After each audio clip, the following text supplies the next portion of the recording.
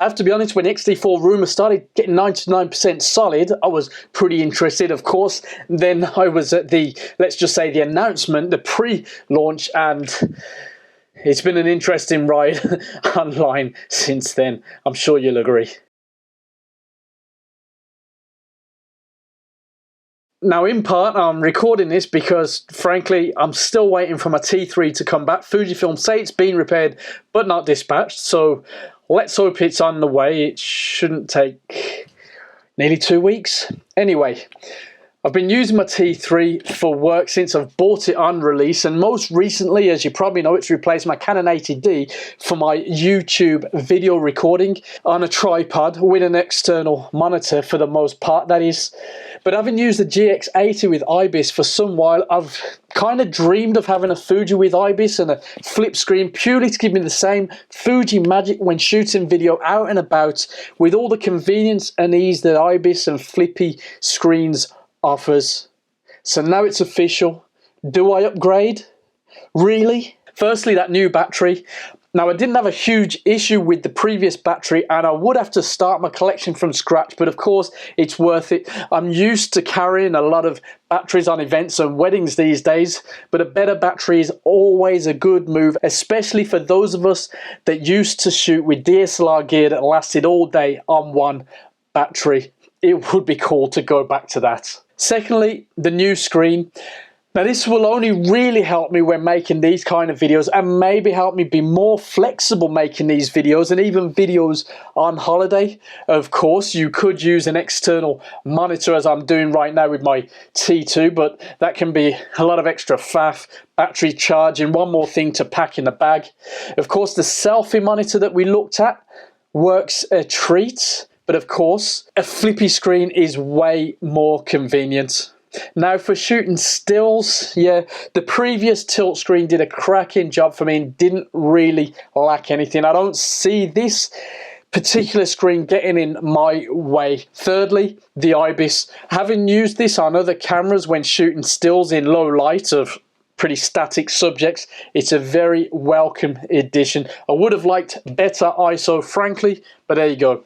So, you know, my hands aren't getting any steadier, so any help is welcome. Now, in video shooting, it makes the camera double useful for me as a person who likes to shoot videos when I travel out and about, and it will be great to use the lenses that I have that don't have OIS included, as well as using my vintage gear as I did with the XH1. That'd be very cool. Fourth, the stills and movie mode dial. I think that's going to be another handy option for me, but really only when I'm traveling out and about with this camera. I don't shoot pro stills and video on the same job, so I don't need to switch settings so quickly in that environment, but it will make life a lot easier, a lot quicker.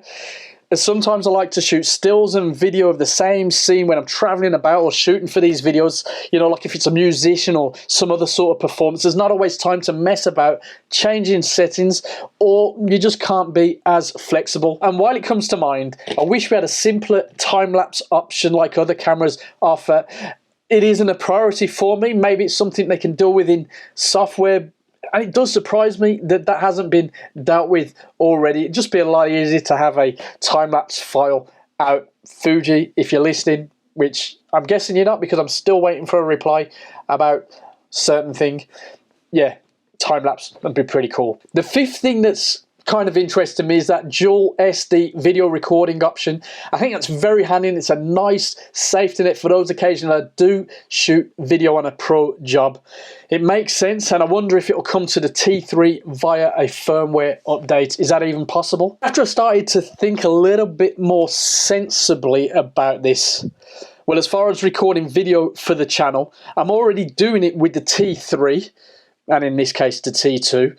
So IBIS is pretty irrelevant in that situation. So where would I really get the most out of these new features? Traveling. And that's something I could do more of with the 1500 odd the T4 would cost me. Some of the most exciting upgrade features for me are things I'd mostly use on situations where I prefer a smaller camera. And that's where I prefer the T30. So it got me thinking, you imagine Fuji plan an upgrade as they typically do. So will they take the jump and fit IBIS and a flippy screen to the T40? Maybe squeezing IBIS in, we'll have to wait for now. But the unit on the T4 is smaller than that on the XH1, so maybe they're working towards it slowly. I feel it's like 50-50 at the moment, and we probably won't know until the end of the year. The T30 is basically 90% of the T3, and well, other brands have managed IBIS in a small body for years. Let's just say smaller sensor as well. And if we're going to go talking about Sony, a larger sensor. But anyway, you would imagine that Fujifilm are definitely looking at ways to continue this IBIS theme. For now, maybe they'll use this as a chance to differentiate between the two models even further. Time will tell. If I had to guess, I'd say it'll be the latter for now. The T40 probably won't have IBIS. If it did, wow. That's definitely getting pre-ordered immediately. Back to the matter at hand. Should I upgrade? Well, my X-T3, give or take that HDMI port, has so much life in it yet, and so does this T2. But maybe for a bit of fun, as a treat to myself for being a relatively good boy this last year, just maybe I will get that X-T4 and sell the T2 to justify the spend. In fact, my 80D is also up for sale too. But do I need it? Well, that's the question. I'm still not convinced. I've survived long enough without the upgrade features, and I've really been working on keeping things simple. I promise you. Will I enjoy it? I'm almost 100% sure I will, and maybe even I'll take it traveling. I mean, it's only a little bit bigger, right? Obviously, if I wait a while, the prices will drop a touch. But where's the fun in that? The sooner I get it, the sooner we can talk about it here on the channel. But what would you do? Subscribe and let us know in the comments below.